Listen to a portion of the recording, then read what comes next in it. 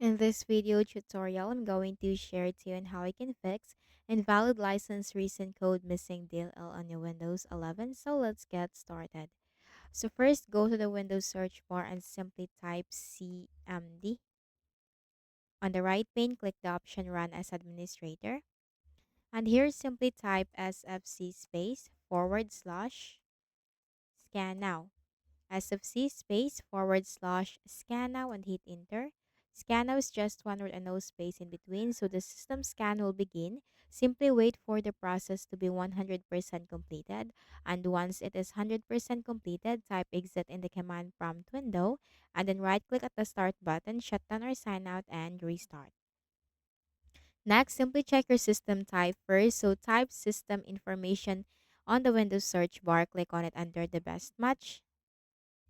Then take note of your system type and then open any of the browser that you have on your Windows 11.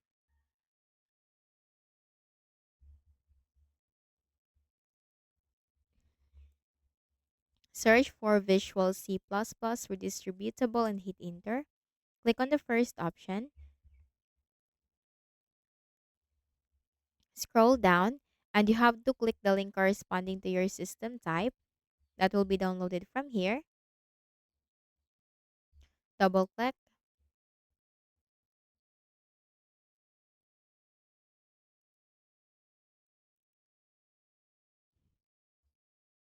Check this box. I agree to the license terms and conditions and click on install. So simply install the latest Visual C++ on your Windows 11.